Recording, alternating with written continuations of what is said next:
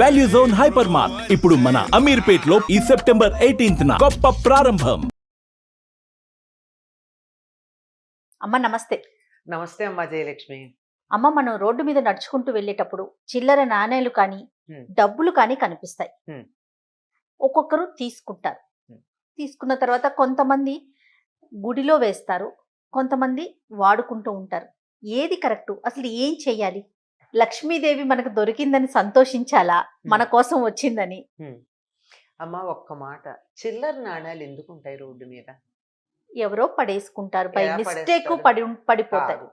100కి 90% చిల్లర నాణాలు, 90% ఆ, చిల్లర నాణాలు మనకి రోడ్ల మీద కనపడ్డాయి అంటే ఎవరైనా శ్మశానానికి తీసుకుని వెడుతూ వాళ్ళ మీద చల్లినవి అయి ఉంటాయి. 90%. 90%. ఎందుకంటే అలా చల్లుకుంటూ పెడతారు, మరమరాలు, పువ్వులు, ఆ, ఆ. ఈ చిల్లర నాణాలు అవునవును. ఇవి చల్లుకుంటూ పెడతారు. అది మన దాకా వచ్చింది అంటే అంతకుముందు ఎవరో దాన్ని చూసి కూడా తీసుకోలేదని అర్థం. ఆ, లేదు మనమే ముందర చూసామనుకున్నా అనుకున్నా. అసలు పరిస్థితి ఏమిటో చూడండి. అటు ఏదన్నా అటు వెళ్ళే దారా, ఆ, శ్మశానానికి తీసుకెళ్లేటటువంటి దారా, లేదా పక్కన పూలు లాంటివి మరమరాలు లాంటివి కూడా ఉన్నాయా చూసుకుని అవేవి లేవు అనుకున్నప్పుడు మాత్రమే దాన్ని తీసి దేవాలయంలో వేసేయండి. అది ఎందుకు వాడుకుంటాం? పైగా ఒకవేళ అది కాదు, అక్కడక్కడ అది కాని పరిస్థితి కూడా ఉంటుందన్నాం కదా.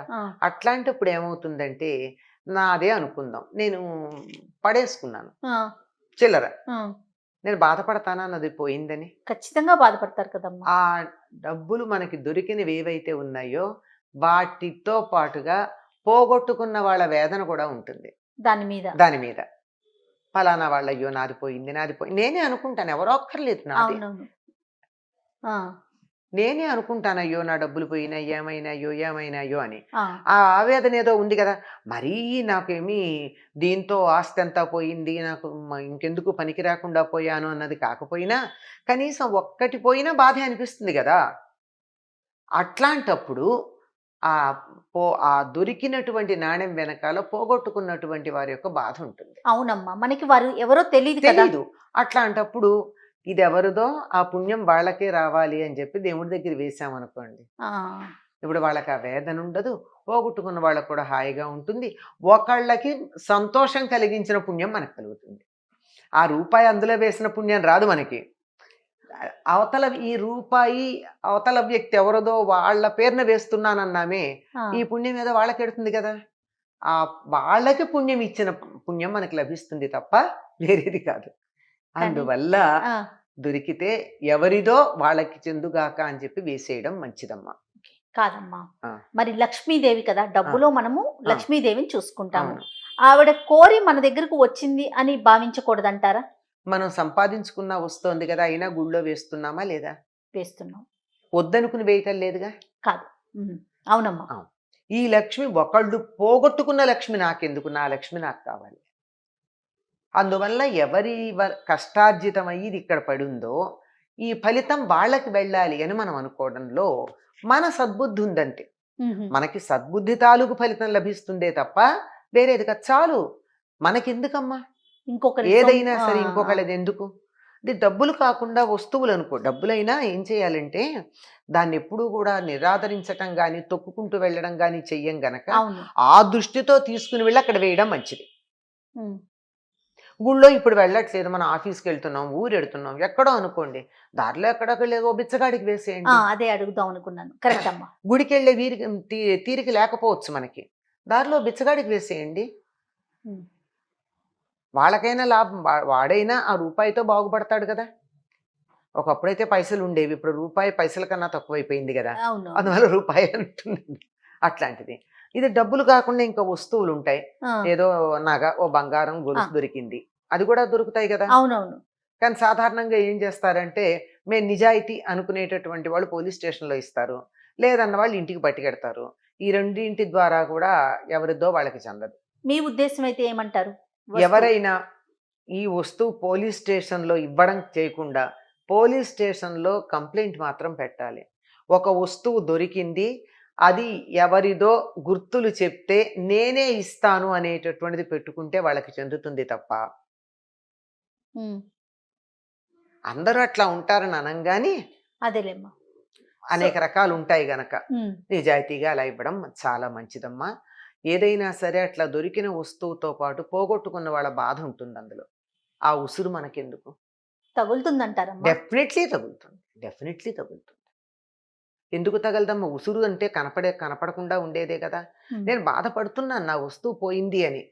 అది పెట్టుకున్న వాళ్ళ దగ్గర ఉంటుందా ఉండదా ఈ బాధ? దాంతో పాటు వస్తువులు కూడా దే క్యారీ ద ఫీలింగ్స్ కదా. మనం అది చూడలేకపోతాం. చూడలేం.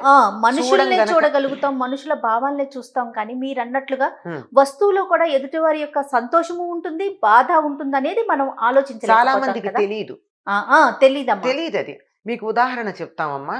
ఎవరైనా చనిపోయారనుకుందాం. ఆ, ఆ చనిపోయిన వాళ్ళ కళ్ళజోడు గాని, వాళ్ళ పెన్ను గాని, వాళ్ళ దస్తీ గాని, ఇప్పుడు రెగ్యులర్‌గా వాడే వస్తువులు కొద్ది రోజుల పాటు అవి కదులుతూ ఉంటాయి. ఉమ్, అందరివి కాదు, కొద్ది మందికి. అదేలేమ్మా. దాని మీద మమకారం ఉంటుంది కొంతమందికి. ఆ, అట్లా. అదేమిటి అట్లా కదిలే చిత్తభ్రమ అంటే కాదు.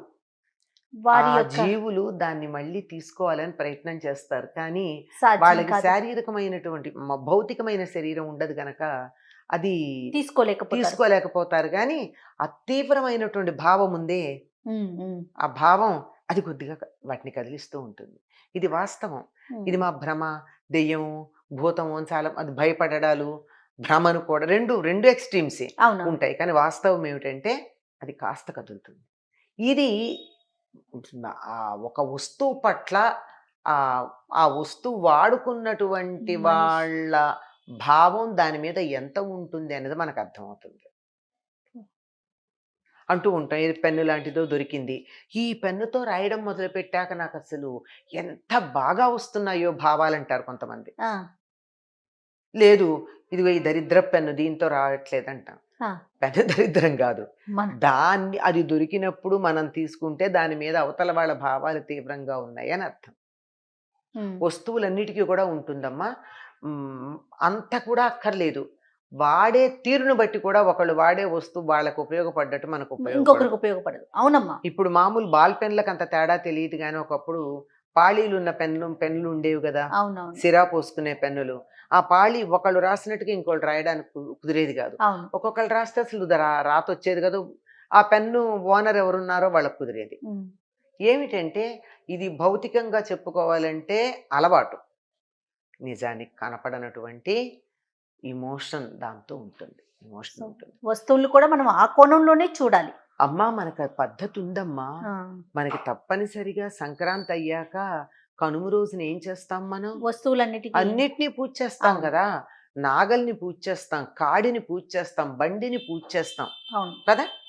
బండికి ఉండే కాడి, ఉమ్, ఉమ్, ఆ వెనకాల తొట్టె ఉంటాయి కదా, అవి నాగలి, వీటన్నిటినీ పూజ చేస్తున్నామా లేదా? ఇక్కడైతే దసరాలకి దీపావళికి ఆయుధ పూజ చేస్తాం. కార్లు తర్వాత బండ్లు. స్కూటర్లు వీటన్నిటిని కడుక్కొని పూలు పెట్టి అన్ని పూజ చేస్తామా లేదా? ఒక ఆయుధం కూడా చక్కగా వాడాలి అంటే, అది మనకు పనిచేయాలి అంటే దాని పట్ల కూడా మనకు గౌరవం ఉండాలి.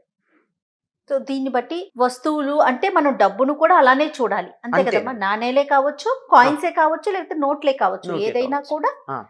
అది వాడిన మనిషి యొక్క భావం మంచి చెడు అంటే భావం అనేది దాని మీద ఉంటుంది. కొంచెం ఉంటుంది. కొంతమంది తీవ్రంగా ఆలయాల్లో వేయటం, లేదంటే ఎవరైనా లేని వాళ్ళకి మనం ఇచ్చేసేయడం. ఇవ్వగలిగితే ఇచ్చేయటం మంచిది. ఇచ్చేసేయడం. ఇప్పుడు మీకు ఒక చిన్న గొలుసు దొరికింది అనుకుందాం. అవునమ్మా.